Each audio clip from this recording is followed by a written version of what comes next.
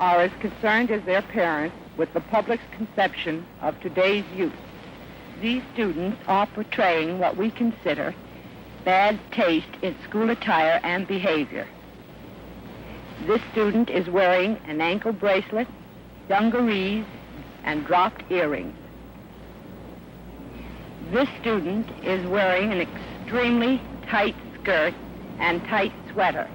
Think this sounds sexist? Yeah, we do too, but school systems around the country still seem to feel this way and target women unfairly. During the 50s, a sense of uniformity pervaded American society.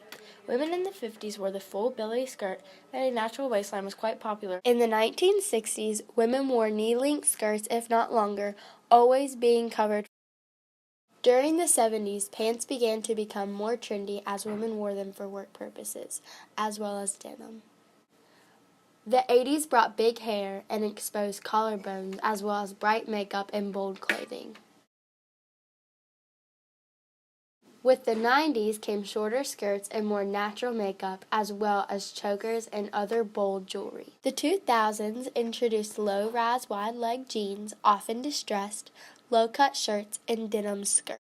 Current styles consist of skinny, high-waisted jeans, often ripped, as well with cropped shirts and jacket layering. In many different ways throughout the years, although the sexist core of the dress code has stayed the same since the 1950s and 60s. Teens are pushing back against dress codes in school because they think they are sexist. Dress codes are often unfairly enforced and send a message that women's bodies are distracting. Others argue dress codes are necessary for boys and girls. It doesn't have to be inherently sexist. It just depends on how it's implemented. The world has rules and students should learn that early. Dress codes can be sexist, but they don't have to be. It's all about how they are communicated and enforced. If school administrators are only policing what girls wear, that's a problem. If there's a boys will be boys attitude, that's a problem. But dress codes play an important role in schools because the reality is teenagers will wear inappropriate clothing from time to time, regardless of gender. It comes down to even enforcement and policies that actually make sense. Students argue dress codes are sexist because they often single out girls like the 1950s conformity. The message is that a woman's body is distracting to boys and should be covered up at all costs. So what if boys are turned on by a girl's body? That's life. Boys have to figure out how to deal with their urges and remain productive and respectful. Next, you're going to hear a story about a woman named Taylor Stuck and her battle with the dress code in the early 2000s. This was at a public high school in West Virginia in the mid-2000s, the time just before leggings and yoga pants, which was a dress code battle after I graduated. The fad at the time was holes in the jeans. The rule shifted every year, from no holes at all to only ones allowed below the knee. The kicker was, if you were caught with inappropriate rips or tears in your $50 Hollister jeans, you had to put duct tape over them. Our principal carried a roll of duct tape just in case. The strangest part was the rule was established because it looked bad and was distracting. But then we were forced to wear duct tape, which makes you look even worse. And of course, this rule completely targeted girls because few boys wore holes in their jeans. The duct tape also ruined the tears, creating even bigger holes once the tape was removed. This was bizarre and embarrassing. Do the holes in her jeans just above the knee really prevent you from learning, or are you just unable to control yourself, which is not her fault? Is the real question we should be asking. I'm going to tell you about a girl in 7th grade named Ariel Waters and her story. She was a 7th grader in Ohio. She chose a knee-length yellow dress to wear to her school's dance. When she walked into the dance, Ariel was told to put a jacket on because the dress was sleeveless. When her mother asked how it was violating the dress code by wearing the dress, the school's vice principal said, and I quote, "Her bare arms were sexual objects and were not to be shown." Now, Kaylee's going to tell you about the leggings rule that a principal made in South Carolina. A high school principal in South Carolina told students who wear leggings to school that they looked fat in an assembly. I've told you before and I'll tell you now. Unless you are a size 0 or 2 and wear something like that, even though you are not fat, you look fat. Which students said her words were hurtful and unprofessional. Now, Amelia will tell you about Kelsey Anderson. Kelsey Anderson, 17, was reportedly told to leave her class after the teacher said she was violated her school's dress code by being busty and plus size.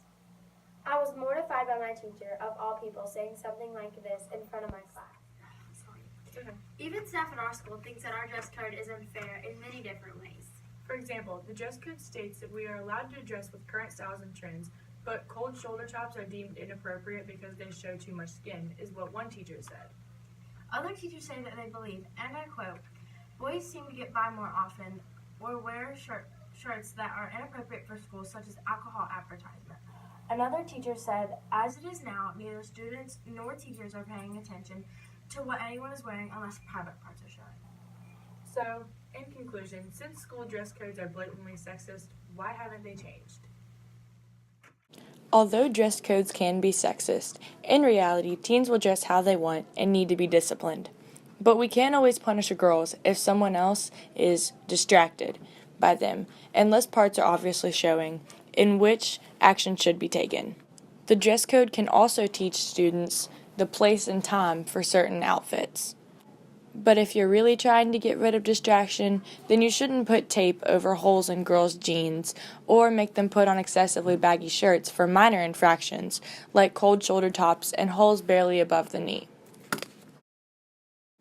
It again comes back to how you enforce the dress code. Having a boys will be boys attitude is still not good, but having an attitude where girls should cover themselves up at all costs is even worse.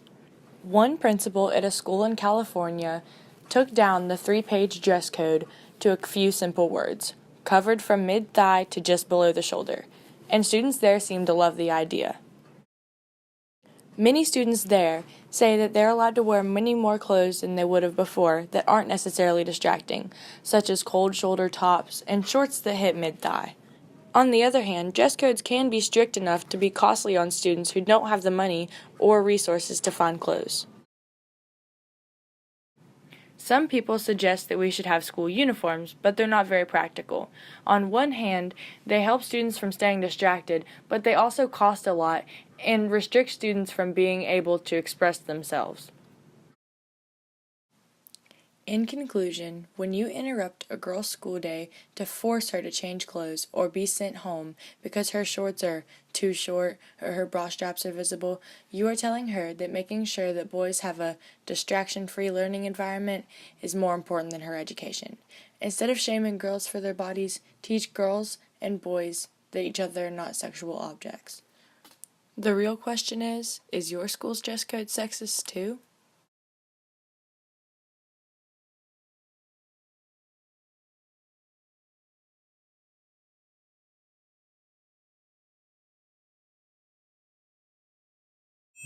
Come on, please, she's going down the stairs, that way you can hear the step.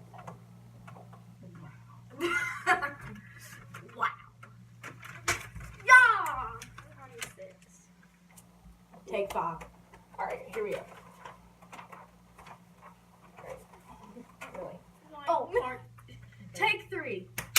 Style has evolved in many different... Okay. Okay. We're on a video! Mom. We're getting ready to work. Hi, Dad. Okay. Love you guys. Miss you so much.